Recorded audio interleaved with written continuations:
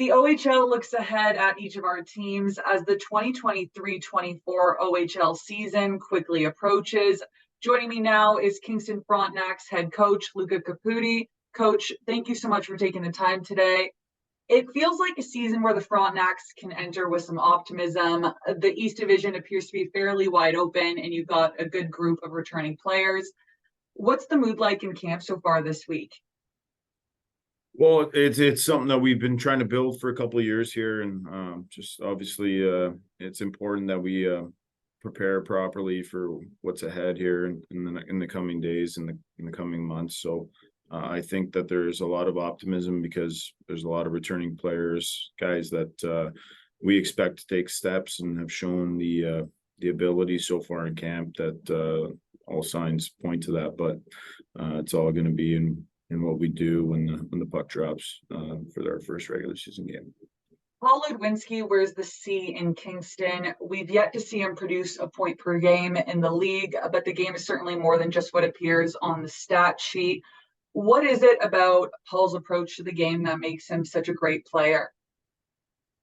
Well, for me, first and foremost, he's a 200-foot player that brings it every day. So whether it's today, tomorrow, or practice in December, a game in February, he's one of those guys that you know what you're getting, and at the same time, his teammates respect the amount of work he puts into his game, and at the same time, how much of a team player he is. And the reason he wears the C is because he's been able to showcase that and do it without the accolades that most people want to garner from that. He just does it because that's the way he's built, and I think that that's important when you have a guy like that.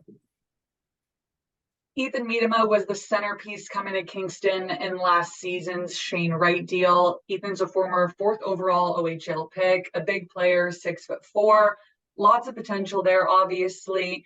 Having been able to observe the second half of his season last year, what does Ethan have to do in order to be an elite player on your team this year?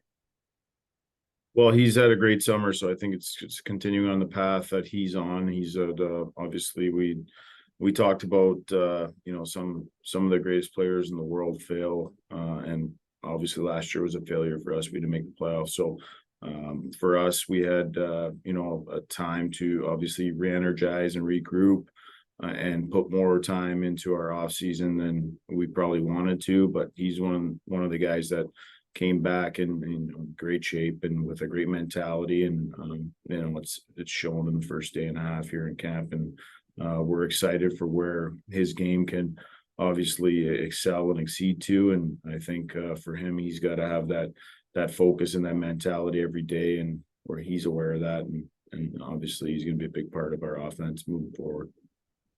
He was one of the most penalized players in the league last season and clearly plays the game with an edge, but the St. Louis Blues took a liking to him. Quentin Burns, I'm sure you're expecting big things from Quentin this season. You've also got Jacob Holmes and Tommy Budnick back there. Are those some of the key guys that you're kind of counting on the blue line this year?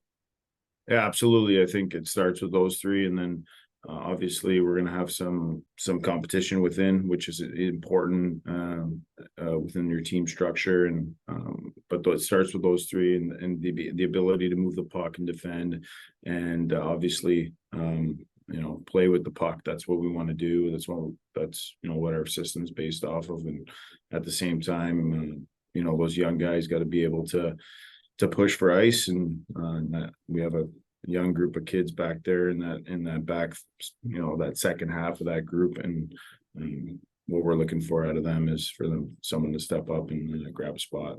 Finally, Mason Vicari certainly isn't the biggest goaltender in the league, but last season we really saw him grow and put on some great performances. Do you think it's Mason's year to really run with it in Kingston? Yeah, unbelievable competitor. You see it in his habits day by day. Obviously had a great first season in the league, and we're looking forward to his progression, and hopefully what the future holds is exceptional and great for us and him as an individual. Well, Coach, thank you so much for your time today. I wish you and the Fronts the best of luck this season. Thank you so much.